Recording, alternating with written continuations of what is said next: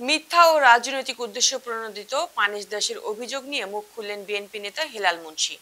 বিস্তারিত থাকছে ইমরান ফকিরের প্রতিবেদনে। সম্প্রতি নেত্রকোনার কমলাকান্দা উপজেলার পোগলা ইউনিয়নে এক প্রতারণার অভিযোগ ঘিরে উত্তেজনার সৃষ্টি হয়েছে। ধিতপুর গ্রামের বাসিন্দা পানেশ দাস স্থানীয় বিএনপি নেতা হেলাল মুন্সির বিরুদ্ধে জমি দখলের প্রলোভনে ৮০,০০০ টাকা আত্মসাতের অভিযোগ এনেছেন। তবে বিষয়টি নিয়ে সরব হয়েছেন অভিযুক্ত হেলাল মুন্সি নিজেই। হেলাল মুন্সি এই অভিযোগকে সম্পূর্ণ মিথ্যা, ভিত্তিহীন এবং রাজনৈতিক উদ্দেশ্য প্রণোদিত বলে দাবি করেছেন। তিনি আরো বলেন, আমার রাজনৈতিক সক্রিয়তা অনেকের চোখে খটকা লাগছে। একটি মহল পরিকল্পিতভাবে আমার সুনাম অক্ষুণ্ণ আমার সুনাম ক্ষুণ্ণ করার ষড়যন্ত্র করছে। পানেশ দাসের অভিযোগ সাজানো নাটক ছাড়া আর কিছু নয়। হেলাল মুন্সি পোগলা ইউনিয়ন শাখার সিনিয়র সহ সভাপতি হিসেবে দীর্ঘদিন ধরে দায়িত্ব পালন করছেন। তার দাবি, আওয়ামীপন্থী একটি কুচক্রী মহল তার রাজনৈতিক অবস্থান ও জনপ্রিয়তাকে ভয় পেয়ে তাকে ফাঁসানোর চেষ্টায় লিপ্ত। অভিযোগকারী পানেশ দাস গণমাধ্যমকে জানান, হেলাল মুন্সি তাকে কাছ থেকে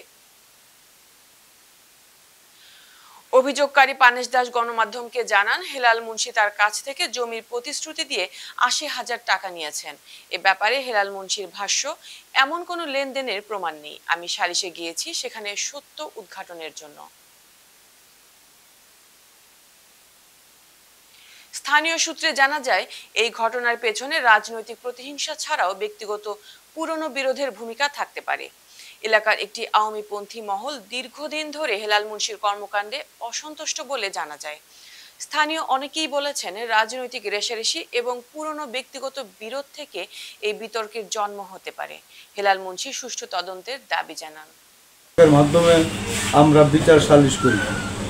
আমরা বিচার সালিশের মাধ্যমে পক্ষ বিপক্ষ দুই পক্ষের উত্তেজনা পরিবেশকে নিয়ন্ত্রণ করার জন্য আমরা এই মুহূর্তে সকল মাতব্বররা সিদ্ধান্ত মোতাবেক আমরা কি করি, যে এই উপস্থিত যে ফসলটা আছে, এই ফসলটা আমরা কি করি, আমাদের মাতব্বরার পক্ষ থেকে দিতপুর গ্রামের একজন আতাউর রহমান তালুকদার ওনার কাছে, অর্থাৎ যেহেতু প্রাণেশ দাসের বাড়ি দিতপুর এবং চঞ্চলবাবুর বাড়ি দিতপুর, একই গ্রামের দুজন পক্ষ বিপক্ষ, এই গ্রামেরই বাসিন্দা আতাউর রহমান তালুকদারের কাছে আমরা কী করি, এই ফসলটা আমরা কি আমানত হিসেবে আমরা রাখি।